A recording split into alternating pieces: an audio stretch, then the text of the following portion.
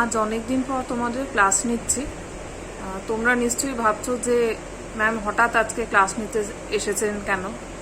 এটাও ভাবছো যে হেড স্যার কালকে গ্রুপে খবরাখবর নিয়েছেন যে কোন কোন স্যার ম্যাম ক্লাস নেন বা নেন না, সেজন্য ম্যাম আজকে চলে এসেছে ক্লাস নিতে। সেটাই ভাবছো তো? সেটা খানিকটা সত্যি।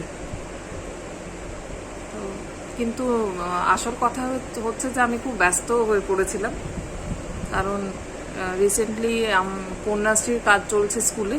আমার তো সবসময় পড়াতে ইচ্ছে করে, স্কুলটা ভীষণ মিস করি, রেগুলার ক্লাস নেওয়া মিস করি, তোদের সাথে গল্প করাটা তো খুবই মিস করি। তো যাই হোক, বাকি কথা পরে বলবো। আমি এখন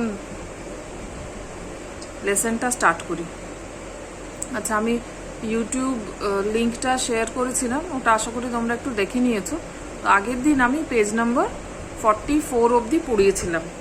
তো আজকে আমি পেজ নাম্বার 45 থেকে স্টার্ট করব। তার আগে আমি একটু শর্টে বলে দিচ্ছি যে আগের দিন কি কি আমরা পড়েছিলাম। তো দ্য আইজ হ্যাভ ইট আমরা পড়ছিলাম। এই গল্পটা লিখেছেন রাস্কিন বন্ড।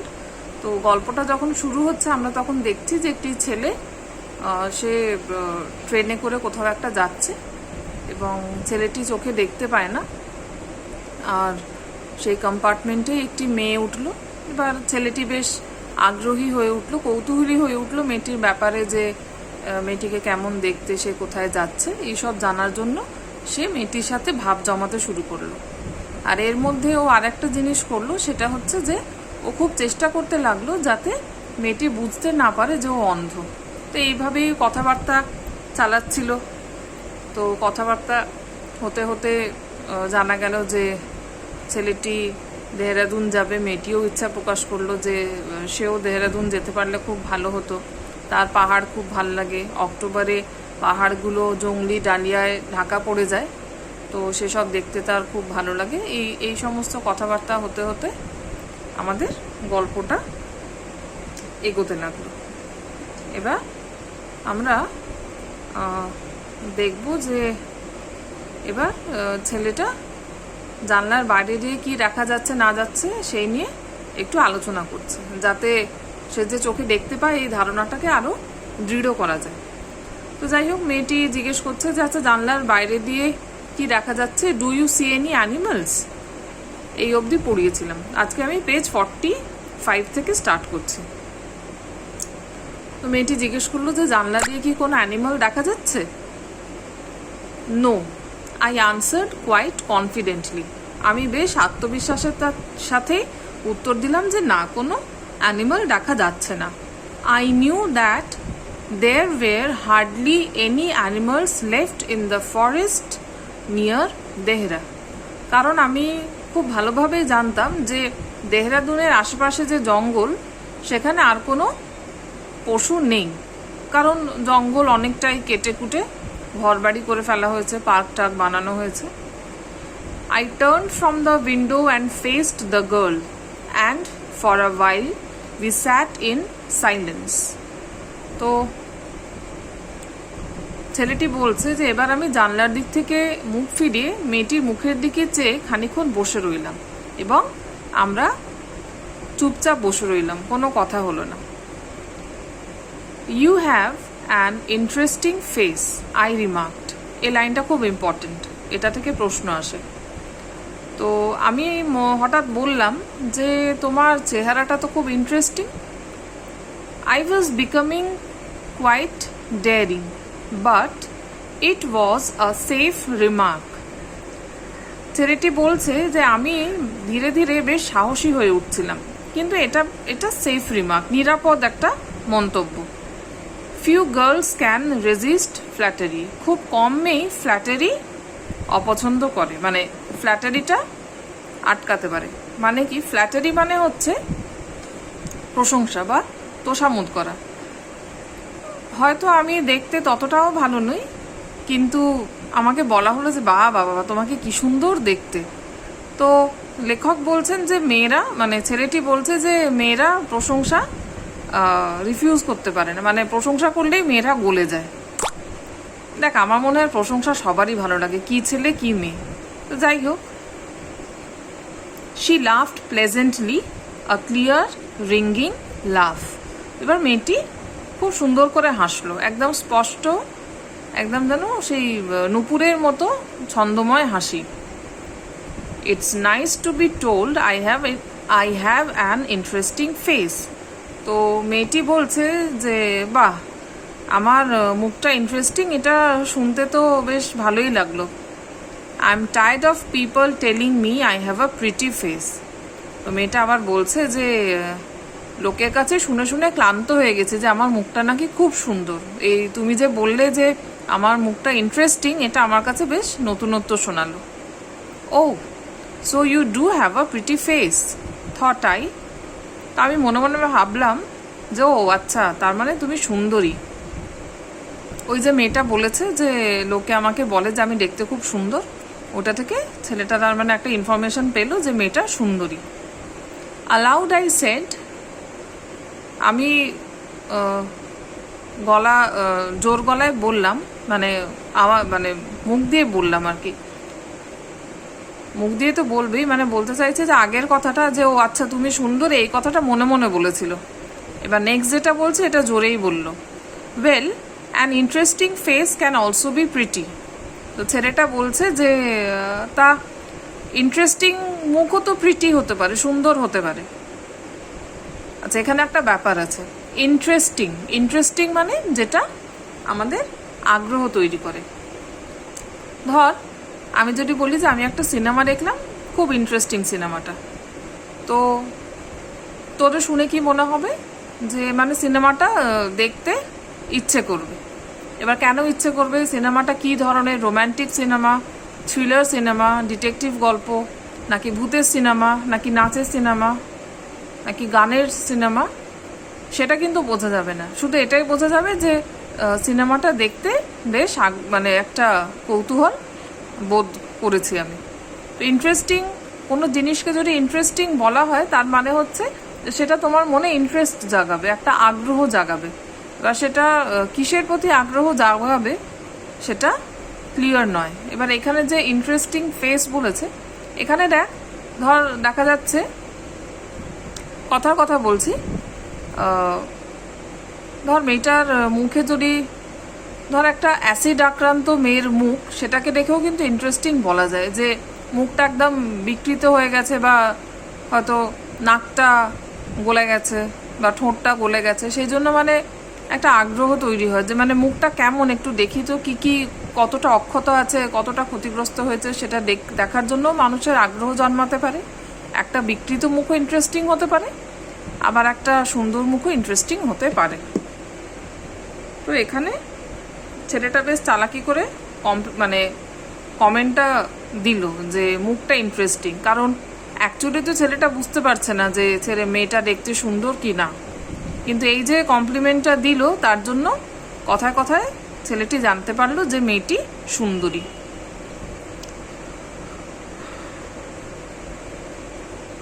তাহলে এখান থেকে আমরা কি শিখলাম? যে একটা জিনিস হয়তো বুঝতে পারছি না যে ভালো বলবো না খারাপ বলবো, তাহলে আমরা বলতে পারি যে it's an interesting thing, interesting movie, interesting story, এটা আমরা বলতে পারি, এতে কোনো দোষ হবে না। আচ্ছা, হ্যাঁ, কোথায় গেল? তো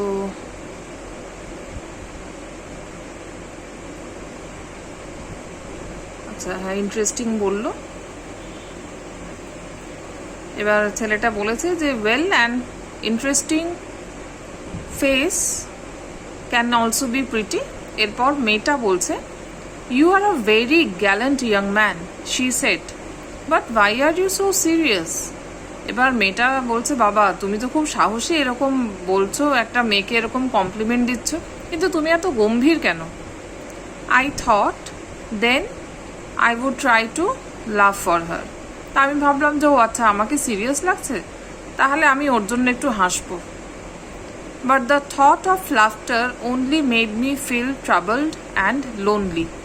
কিন্তু এই যে হাসবো যেই ভাবলাম, এতে করে যেন আমার মনটা আরও খারাপ হয়ে গেল, আর আমার খুব একা একা ফিল হতে লাগলো। দেখ, যে ছেলেটি অন্ধ, যে এই পৃথিবীর রূপ দেখার থেকে বঞ্চিত, তার তো সবসময় একটা মানে মন খারাপ কাজ করবেই, তাই না? সে নর্মাল মানুষের মতো দেখতে পাচ্ছে না, তার উপর এই ছেলেটি সম্ভবত আগে দেখতে পেত, সেখান থেকে আজ সে অলমোস্ট অন্ধ হয়ে গেছে, তো সেটা তো তার একটা কনস্ট্যান্ট মন খারাপের কারণ বটেই। তো যাই হোক, ছেলেটি বলছে, we will soon B at your station, I said. আমি বললাম, আমরা খুব তাড়াতাড়ি তোমার স্টেশনে পৌঁছে যাব। Thank goodness it's a short journey. এবার মেয়েটা বলছে, বাবা বাঁচা গেল যে এটা একটা ছোট্ট জার্নি, মানে ছোট্ট জার্নি করেছে, কম রাস্তা আসতে হয়েছে। I can't bear to sit in a train for more than 2 or 3 hours। এবার মেয়েটা বলছে যে, বাবা আমি 2-3 ঘন্টার বেশি ট্রেনে বসতেই পারি না। Yet I was prepared to sit there for almost any length of time just to listen to her talking. তো ছেলেটা এবার একটু রোম্যান্টিক হয়ে পড়েছে, একটু প্রেমিক ভাবুক হয়ে পড়েছে। তো বলছে যে, তুমি হয়তো 2-3 ঘন্টার বেশি ট্রেনে বসতে পারো না, কিন্তু তোমার কথা শোনার জন্য, তোমার গলার আওয়াজ শোনার জন্য আমি যে কোনো লেন্থ অফ টাইম, মানে যতক্ষণ বলবে ততক্ষণ আমি এই ট্রেনে বসে থাকবো। এটা অবশ্যই মনে মনে বলেছে। Her voice had the sparkle of a mountain stream. মেয়েটির গলার শব্দ যেন একটা ঝর্ণার শব্দের মতো। As soon as she left the train she would forget our brief encounter. মেয়েটি ট্রেন থেকে নেমে যাওয়ার সাথে সাথেই আমাদের এই ছোট্ট আলাপটির কথা হয়তো ভুলেই যাবে, but it would stay with me for the rest of the journey. কিন্তু আমি যতক্ষণ এই ট্রেনে বসে থাকবো ততক্ষণ আমি আমাদের এই আলাপটির কথা ভাববো, and for some time after, এবং হয়তো তারপরও কিছু সময় অবধি এই আলাপটির কথা, এই আলাপের কথা, দেখা হওয়ার কথা আমার মনে পড়বে। The engine's whistle shrieked. ইঞ্জিনের হ্যাঁ, রেলওয়ে ইঞ্জিনের যে হুইসলটা, বাঁশিটা বেজে উঠল, চিৎকার করে উঠল। The carriage wheels changed their sound and rhythm. গাড়ির চাকার শব্দ এবং ছন্দ পাল্টে গেল। সাউন্ড মানে শব্দ আর রিদম মানে ছন্দ। The girl got up and began to collect her things. মেয়েটি উঠে পড়ল এবং তার জিনিসপত্র গুছিয়ে নিতে লাগলো। I wondered if she wore her hair in bun. Bun মানে খোঁপা। এবার আমি ভাবতে লাগলাম যে মেয়েটি কি চুলটা খোঁপা করে আছে, or if it was plaited, নাকি চুলটা বিনুনি করে আছে। Perhaps it was hanging loose over her shoulders, বা হয়তো ওর কাঁধে চুলটা এমনি ছেড়ে রাখা আছে। Or was it cut very short, নাকি খুব ছোট করে কাটা। The train drew slowly into the station. আস্তে আস্তে ট্রেন স্টেশনে ঢুকলো। আউটসাইড, বাইরে, there was the shouting of porters. Porters মানে কুলি। বাইরে কুলিদের আওয়াজ শোনা যাচ্ছে। And vendors. ভেন্ডার্স মানে বিক্রেতা, যারা জিনিসপত্র বিক্রি করে। স্টেশনে প্রচুর বিক্রেতা থাকে, চা, বিস্কুট, কেক, ফল, রুমাল, খবরের কাগজ, প্রচুর জিনিস বিক্রি হয় স্টেশনের বাইরে। দাঁড়া, একটু মোবাইল দেখে পড়াচ্ছি তো খালি সরে যাচ্ছে। এক্ষুনি যদি একটা ফোন এসে যায়, পুরো আমাকে ভিডিওটা স্টপ করে দিতে হবে। আচ্ছা, আমি তো ফোনটা মানে যেটা থেকে পড়াচ্ছি সেটা তো আমি এয়ারপ্লেন মোড অন করে দিলেই হয়, তাই না? এই তো বুদ্ধি হয়েছে। আমি না ফোন ইউজ করতে অতটা আমি সড়গড় নই। পেয়েছি। তাহলে চুলটা ছাড়া আছে না বাঁধা আছে এইসব চিন্তা করছিল। এবার ট্রেনটা আস্তে আস্তে স্টেশনে ঢুকে পড়েছে। হ্যাঁ,